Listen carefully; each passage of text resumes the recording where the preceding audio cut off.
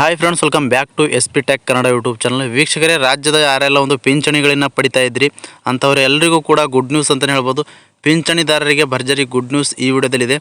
ವೀಕ್ಷಕರೇ, ಈ ವಿಡಿಯೋದಲ್ಲಿ ಯಾರಿಗೆಲ್ಲ ಒಂದು ಪಿಂಚಣಿನ ಬರ್ತಾ ಇಲ್ಲ, ಪಿಂಚಣಿ ಬರೋದನ್ನ ಸ್ಟಾಪ್ ಆಗಿದೆ ಅಂಥವ್ರು ಏನು ಮಾಡಬೇಕು, ಏನು ಮಾಡಿದ್ರೆ ಒಂದು ಪಿಂಚಣಿ ಬರುತ್ತೆ ಅಂತ ಈ ವಿಡಿಯೋದಲ್ಲಿ ಕಂಪ್ಲೀಟಾಗಿ ತಿಳಿಸ್ಕೊಡ್ತಾ ಇದ್ದೀನಿ. ಎರಡನೇದಾಗಿ ಏನಪ್ಪ ಅಂತಂದರೆ, ಯಾರೆಲ್ಲ ಒಂದು ಪಿಂಚಣಿಗಳನ್ನು ಪಡಿತಾ ಇದ್ರಿ, ಈ ಒಂದು ಮೇ ತಿಂಗಳ ಪಿಂಚಣಿ ಹಣ ಯಾವಾಗ ಬರುತ್ತೆ ಅಂತ ಸಂಪೂರ್ಣವಾಗಿ ಮಾಹಿತಿನ ತಿಳಿಸ್ಕೊಡ್ತಾ ಇದ್ದೀನಿ. ಮತ್ತು ಮೂರನೇದಾಗಿ ಏನಪ್ಪ ಅಂತಂದರೆ, ಯಾರಿಗೆಲ್ಲ ಈ ಒಂದು ಮೇ ತಿಂಗಳಲ್ಲಿ ಪಿಂಚಣಿ ಹಣನ ಡಬಲ್ ಆಗಿ ಬರುತ್ತೆ ಅಂತ ಸಂಪೂರ್ಣವಾಗಿ ಸ್ಟೆಪ್ ಬೈ ಸ್ಟೆಪ್ ತಮಗೆ ಮಾಹಿತಿನ ತಿಳಿಸ್ಕೊಡ್ತಾ ಇದ್ದೀನಿ. ಅದಕ್ಕಾಗಿ ಇನ್ನೂ ಯಾರು ವಿಡಿಯೋಗೆ ಲೈಕ್ ಮಾಡಿಲ್ವೋ ದಯವಿಟ್ಟು ವಿಡಿಯೋಗೆ ಲೈಕ್ ಮಾಡಿ. ಚಾನಲ್ನ ಹೊಸದಾಗಿ ನೋಡ್ತಾ ಇದ್ರಿ ಅಂತಂದರೆ ಈ ರೀತಿಯಾಗಿ ಸಬ್ಸ್ಕ್ರೈಬ್ ಆಪ್ಷನ್ ಇರುತ್ತೆ, ಸಬ್ಸ್ಕ್ರೈಬ್ ಆಪ್ಷನ್ ಮೇಲೆ ಕ್ಲಿಕ್ ಮಾಡಿ. ಸಬ್ಸ್ಕ್ರೈಬ್ ಆಪ್ಷನ್ ಮೇಲೆ ಕ್ಲಿಕ್ ಮಾಡಿದ ನಂತರ ಮತ್ತೆ ಒಂದು ಸಾರಿ ಕ್ಲಿಕ್ ಮಾಡಿ ಅಲ್ಲಿ ಆಲ್ ಅನ್ನೋ ಆಪ್ಷನ್ನ ಸೆಲೆಕ್ಟ್ ಮಾಡ್ಕೊಳ್ಳಿ. ಈ ರೀತಿ ಮಾಡೋದ್ರಿಂದ ಮುಂದೆ ನಾವು ಯಾವುದೇ ರೀತಿಯಾಗಿರ್ತಕ್ಕಂಥ ಹೊಸ ಮಾಹಿತಿಗಳು, ಸಾರ್ವಜನಿಕರಿಗೆ ಉಪಯುಕ್ತವಾಗುವಂಥ ಮಾಹಿತಿಗಳು ನಮ್ಮ ಒಂದು ಯೂಟ್ಯೂಬ್ ಚಾನಲ್ ಮೇಲೆ ಅಪ್ಲೋಡ್ ಮಾಡಿದರೆ ನಿಮಗೆ ಮೊದಲಿಗೆ ನೋಟಿಫಿಕೇಷನ್ ಬರುತ್ತೆ. ನೋಟಿಫಿಕೇಷನ್ ಕ್ಲಿಕ್ ಮಾಡೋ ಮುಖಾಂತರವಾಗಿ ಹೊಸ ಮಾಹಿತಿಗಳನ್ನು ಪಡೆದುಕೊಳ್ಳಬಹುದು ಅಂತ ಹೇಳ್ತಾ, ಬನ್ನಿ ವೀಕ್ಷಕರೇ, ಈ ಒಂದು ಪಿಂಚಣಿ ಹಣನ ಪಡಿತಾ ಇದ್ದಂಥವರಿಗೆ, ಅದರಲ್ಲಿ ಮುಖ್ಯವಾಗಿಯೂ ನೀವು ಯಾರೆಲ್ಲ ಒಂದು ಸರ್ಕಾರದ ಪಿಂಚಣಿಗಳಾದ ಅಂಗವಿಕಲ ಪಿಂಚಣಿನ ಪಡಿತಾ ಇರ್ಬೋದು, ವಿಧವಾ ವೇತನ ಪಿಂಚಣಿನ ಪಡಿತಾ ಇರ್ಬೋದು, ಮನಸ್ವಿನಿ ಪಿಂಚಣಿನ ಪಡಿತಾ ಇರ್ಬೋದು, ಮೈತ್ರಿ ಪಿಂಚಣಿನ ಪಡಿತಾ ಇರ್ಬೋದು, ಇಂದಿರಾ ಗಾಂಧಿ ರಾಷ್ಟ್ರೀಯ ವೃದ್ಧಾಪ್ಯ ಯೋಜನೆ ಪಿಂಚಣಿನ ಪಡಿತಾ ಇರ್ಬೋದು, ಸಂಧ್ಯಾ ಸುರಕ್ಷಾ ಯೋಜನೆ ಪಿಂಚಣಿನ ಪಡಿತಾ ಇದ್ರು. ಈ ರೀತಿಯಾಗಿ ಸರ್ಕಾರದ ಕಡೆಯಿಂದ ವಿವಿಧ ಪಿಂಚಣಿನ ಪಡಿತಾ ಇದ್ದಂಥವರಿಗೆ ಈ ವಿಡಿಯೋದಲ್ಲಿ ಈ ಒಂದು 3 ವಿಷಯಗಳ ಬಗ್ಗೆ ಕಂಪ್ಲೀಟಾಗಿ ಮಾಹಿತಿನ ತಿಳಿಸ್ಕೊಡ್ತಾ ಇದ್ದೀನಿ. ಬನ್ನಿ ವೀಕ್ಷಕರೇ, ವಿಡಿಯೋನ ಶುರು ಮಾಡೋಣ.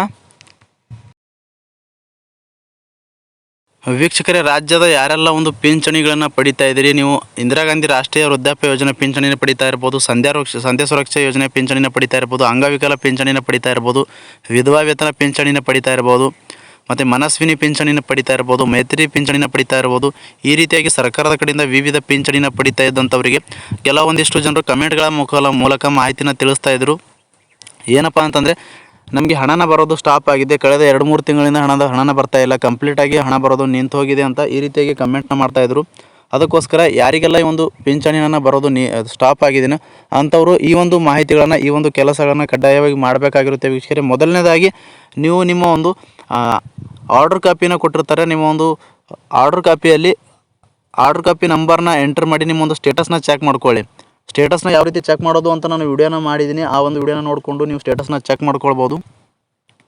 ಸ್ಟೇಟಸಲ್ಲಿ ನಿಮ್ಮ ಒಂದು ರನ್ನಿಂಗ್ ಅಥವಾ ಆ್ಯಕ್ಟಿವ್ ಅಂತ ಇರಬೇಕಾಗುತ್ತೆ. ನಿಮ್ಮೊಂದು ಸ್ಟೇಟಸ್ ರನ್ನಿಂಗ್ ಆ್ಯಕ್ಟಿವ್ ಇತ್ತು ಅಂತಂದರೆ ಖಂಡಿತವಾಗಿಯೂ ನಿಮಗೆ ಒಂದು ಪಿಂಚಣಿ ಹಣ ಬರುತ್ತೆ.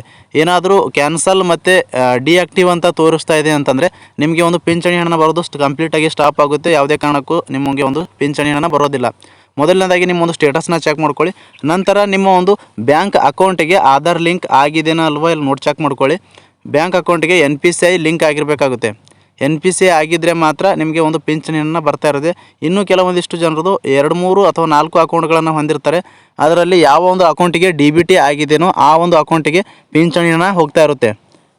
ಹೀಗಾಗಿ ಅವರು ಬೇರೆ ಅಕೌಂಟ್ಗಳನ್ನು ಚೆಕ್ ಮಾಡ್ತಾ ಇರ್ತಾರೆ. ಹೀಗಾಗಿ ಅವರಿಗೆ ಒಂದು ಆ ಅಕೌಂಟ್ಗಳಿಗೆ ಹಣನ ಬರೋದಿಲ್ಲ. DBT ಯಾವ ಒಂದು ಅಕೌಂಟಿಗೆ ಆಗಿರುತ್ತೆ ಆ ಒಂದು ಅಕೌಂಟಿಗೆ ಹಣನ ಹೋಗ್ತಾ ಇರುತ್ತೆ. ಮತ್ತು ಇನ್ನೊಂದು ಪ್ರಾಬ್ಲಮ್ ಏನಪ್ಪ ಅಂತಂದರೆ, ಇನ್ನೊಂದು ಕೆಲಸ ಏನು ಮಾಡಬೇಕು ಅಂತಂದರೆ, ನಿಮ್ಮ ಒಂದು ಆರ್ಡರ್ ಕಾಪಿಯಲ್ಲಿ ಮತ್ತು ಆಧಾರ್ ಕಾರ್ಡಲ್ಲಿ ಮತ್ತು ನಿಮ್ಮ ಒಂದು ಬ್ಯಾಂಕ್ ಅಕೌಂಟಲ್ಲಿ ಒಂದೇ ರೀತಿಯಾಗಿ ಒಂದು ಹೆಸರನ್ನ ಇರಬೇಕಾಗುತ್ತೆ. ಒಂದೇ ರೀತಿಯಾಗಿ ಹೆಸರನ್ನ ಇದೆ ಇಲ್ಲವೋ ಅಂತ ಒಂದು ಸರಿ ಚೆಕ್ ಮಾಡ್ಕೊಳ್ಳಿ ವೀಕ್ಷಕರೇ. ಇಲ್ಲ ಅಂತಂದರೆ ಆ ಒಂದು ಎಲ್ಲ ಒಂದು ಡಾಕ್ಯುಮೆಂಟ್ಸಲ್ಲಿ ಆಧಾರ್ ಕಾರ್ಡಲ್ಲಾಗಿರ್ಬೋದು, ಬ್ಯಾಂಕ್ ಪಾಸ್ಬುಕ್ಕಲ್ಲಾಗಿರ್ಬೋದು, ಆರ್ಡರ್ ಕಾಪಿಯಲ್ಲಾಗಿರ್ಬೋದು ಒಂದೇ ರೀತಿಯಾಗಿ ಹೆಸರನ್ನ ಮಾಡ್ಕೊಳ್ಳಿ ಅಂತ ಹೇಳ್ತಾ, ಇನ್ನೊಂದು ಏನಪ್ಪ ಅಂತಂದರೆ ಪ್ರಾಬ್ಲಮ್ ಅಂತಂದರೆ ವೀಕ್ಷಕರೇ, ಯಾರೆಲ್ಲ ಒಂದು ಅಂಗವಿಕಲರು ಇದ್ದೀರಿ ಅಂತಂದರೆ ನಿಮಗೆ ಒಂದು ಅಂಗವಿಕಲರ ಒಂದು ಪಾಸ್ಬುಕ್ ಇರುತ್ತೆ. ಅವರು ಒಂದು ಅಪ್ಡೇಟ್ನ ಮಾಡ್ಕೋಬೇಕು. ಏನು ಅಪ್ಡೇಟ್ನ ಮಾಡ್ಕೋಬೇಕು ಅಂತಂದರೆ UDID ಕಾರ್ಡ್ನ ಡಿಜಿಟಲಾಗಿ UDID ಕಾರ್ಡ್ನ ಕೊಡ್ತಾ ಇದ್ದಾರೆ. ಡಿಜಿಟಲಾಗಿ UDID ಕಾರ್ಡ್ನ ಮಾಡಿಸ್ಕೊಂಡ್ರೆ ಮಾತ್ರ ನಿಮಗೆ ಒಂದು ಪಿಂಚಣಿ ಹಣ ಬರೋದು ಕಂಟಿನ್ಯೂ ಆಗಿ ಬರ್ತಾ ಇರುತ್ತೆ. ಇಲ್ಲ ಅಂತಂದರೆ ಬರೋದು ಸ್ಟಾಪ್ ಆಗುತ್ತೆ ವೀಕ್ಷಕರೇ. ಈ ಒಂದು ಕೆಲಸಗಳನ್ನು ಕಡ್ಡಾಯವಾಗಿ ಮಾಡಲೇಬೇಕಾಗುತ್ತೆ. ಈ ಒಂದು ಕಾರಣಗಳಿಂದ ನಿಮಗೆ ಒಂದು ಹಣನ ಬರೋದು ಸ್ಟಾಪ್ ಆಗಿರುವಂಥದ್ದು. ವೀಕ್ಷಕರೇ, ಎರಡನೇದಾಗಿ ಈ ಒಂದು ಮೇ ತಿಂಗಳಲ್ಲಿ ಪಿಂಚಣಿ ಹಣ ಯಾವಾಗ ಬರುತ್ತೆ ಅಂತ ಕೆಲವೊಂದಿಷ್ಟು ಪಿಂಚಣಿದಾರರು ಕಮೆಂಟ್ಗಳ ಮೂಲಕ ಮಾಹಿತಿನ ಕೇಳ್ತಾ ಇದ್ದರು.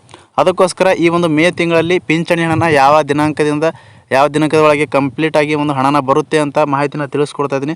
ಮೇ ತಿಂಗಳಲ್ಲಿ ವೀಕ್ಷಕರೇ, ಮೇ ಒಂದು 10ನೇ ತಾರೀಕಿನಿಂದ ಮೇ 22ನೇ ತಾರೀಕು ಒಳಗಾಗಿ ಖಂಡಿತವಾಗಿಯೂ ಯಾರೆಲ್ಲ ಒಂದು ಪಿಂಚಣಿಗಳನ್ನು ಪಡಿತಾ ಇದ್ರಿ, ನೀವು ಸಂಧ್ಯಾ ಸುರಕ್ಷಾ ಪಿಂಚಣಿನ ಪಡಿತಾ ಇರ್ಬೋದು, ವಿಧವಾ ವೇತನ ಪಿಂಚಣಿನ ಪಡಿತಾ ಇರ್ಬೋದು, ಅಂಗವಿಕಲ ಪಿಂಚಣಿನ ಪಡಿತಾ ಇರ್ಬೋದು, ಇಂದಿರಾ ಗಾಂಧಿ ರಾಷ್ಟ್ರೀಯ ವೃದ್ಧಾಪ್ಯ ಯೋಜನೆ ಪಿಂಚಣಿನ ಪಡಿತಾ ಇರ್ಬೋದು, ಮನಸ್ವಿನಿ ಪಿಂಚಣಿನ ಪಡಿತಾ ಇರ್ಬೋದು, ಮೈತ್ರಿ ಪಿಂಚಣಿನ ಪಡಿತಾ ಇರ್ಬೋದು. ರಾಜ್ಯದ ಸರ್ಕಾರದಿಂದ ಯಾರೆಲ್ಲ ಒಂದು ಪಿಂಚಣಿಗಳನ್ನು ಪಡಿತಾ ಇದ್ದೀರಿ ಅಂಥವರಿಗೆ ಮೇ 10ನೇ ತಾರೀಕಿನಿಂದ ಮೇ 22ನೇ ತಾರೀಕು ಒಳಗಾಗಿ ಖಂಡಿತವಾಗಿ ಎಲ್ರಿಗೂ ಕೂಡ ಈ ಒಂದು ಪಿಂಚಣಿ ಹಣ ಜಮಾ ಆಗುತ್ತೆ ಅಂತಕ್ಕಂಥ ಮಾಹಿತಿನ ತಿಳಿಸುತ್ತಾ ವೀಕ್ಷಕರೇ, ಮೂರನೇದಾಗಿ ಏನಪ್ಪ ಅಂತಂದರೆ ಒಂದು ಪಿಂಚಣಿ ಹಣ ಯಾರಿಗೆಲ್ಲ ಒಂದು ಪಿಂಚಣಿ ಹಣ ಡಬಲ್ ಬರುತ್ತೆ ಅಂತ ನೋಡೋದಾದರೆ, ಯಾರಿಗೆಲ್ಲ ಒಂದು ಏಪ್ರಿಲ್ ತಿಂಗಳಲ್ಲಿ ಪಿಂಚಣಿ ಹಣನ ಜಮಾ ಆಗಿಲ್ವೋ, ಬಹಳಷ್ಟು ಜನರು ನಮಗೆ ಕಮೆಂಟ್ಗಳ ಮೂಲಕ ಮಾಹಿತಿನ ಕೇಳ್ತಾ ಇದ್ದರು. ನಮಗೆ ಏಪ್ರಿಲ್ ತಿಂಗಳ ಪಿಂಚಣಿ ಹಣ ಇನ್ನೂ ಕೂಡ ಜಮಾ ಆಗಿಲ್ಲ, ಇವಾಗ ಮೇ ತಿಂಗಳು ಸ್ಟಾರ್ಟ್ ಆಗಿದೆ, ಇನ್ನೂ ಕೂಡ ನಮಗೆ ಏಪ್ರಿಲ್ ತಿಂಗಳ ಪಿಂಚಣಿ ಹಣನ ಜಮಾ ಆಗಿಲ್ಲ ಅಂತಕ್ಕಂಥ ಮಾಹಿತಿನ ತಿಳಿಸ್ತಾ ಇದ್ದರು. ಸರ್ಕಾರದ ಕಡೆಯಿಂದ ಕೆಲವೊಂದಿಷ್ಟು ಮಾಹಿತಿಗಳನ್ನು ಪಡೆದುಕೊಂಡಾಗ ಯಾರಿಗೆಲ್ಲ ಒಂದು ಏಪ್ರಿಲ್ ತಿಂಗಳಲ್ಲಿ ಪಿಂಚಣಿ ಹಣನ ಜಮಾ ಆಗಿಲ್ವೋ ಅಂಥವರಿಗೆ ಮೇ ತಿಂಗಳಲ್ಲಿ ಡಬಲ್ ಪಿಂಚಣಿ ಹಣನ ಜಮಾ ಮಾಡ್ತೀವಿ ಅಂತಕ್ಕಂಥ ಮಾಹಿತಿನ ನಮಗೆ ಬಂದಿರುವಂಥದ್ದು. ಆ ಒಂದು ಅಪ್ಡೇಟ್ನ ತಮಗೆ ತಿಳಿಸ್ಕೊಡ್ತಾ ಇದ್ದೀನಿ. ಇವಾಗ ಏಪ್ರಿಲ್ ತಿಂಗಳಲ್ಲಿ ಯಾರಿಗೆಲ್ಲ ಒಂದು ಪಿಂಚಣಿ ಹಣನ ಬಂದಿರಲ್ವೋ ಅಂಥವರಿಗೆ ಮೇ ತಿಂಗಳಲ್ಲಿ ಏಪ್ರಿಲ್ ತಿಂಗಳದು ಮತ್ತು ಮೇ ತಿಂಗಳದು ಸೇರಿಸಿ 2 ತಿಂಗಳ ಒಟ್ಟಿಗೆ ಹಣನ ಮೇ ತಿಂಗಳಲ್ಲಿ ಬರುವಂಥದ್ದು. ಇದು ಒಂದು ಪಿಂಚಣಿದಾರರಿಗೆ ಒಂದು ಅಪ್ಡೇಟ್ ಇತ್ತು ವೀಕ್ಷಕರೇ. ಈ ಒಂದು ಅಪ್ಡೇಟ್ನ ತಮಗೆ ತಿಳಿಸ್ಕೊಡ್ತಾ ಇದ್ದೀನಿ.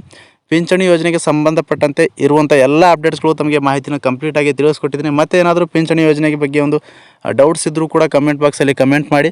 ಅಂತಹ ಕಮೆಂಟ್ಗಾಗಿ ನಾನು ಆದಷ್ಟು ರಿಪ್ಲೈ ಮಾಡೋದಕ್ಕೆ ಪ್ರಯತ್ನ ಮಾಡ್ತೀನಿ ಅಂತ ಹೇಳ್ತಾ, ಪ್ರಾರಂಭದಿಂದ ಕೊನೆವರೆಗೂ ವಿಡಿಯೋ ನೋಡಿದ್ದಕ್ಕಾಗಿ ತಮ್ಮೆಲ್ಲರಿಗೂ ಹೃದಯಪೂರ್ವಕ ಧನ್ಯವಾದಗಳು ಸ್ನೇಹಿತರೆ. ಮತ್ತೆ ಹೊಸ ಮಾಹಿತಿಯೊಂದಿಗೆ ಭೇಟಿ ಆಗ್ತಿರೋಣ. ಅಲ್ಲಿವರೆಗೂ ನಮಸ್ಕಾರ.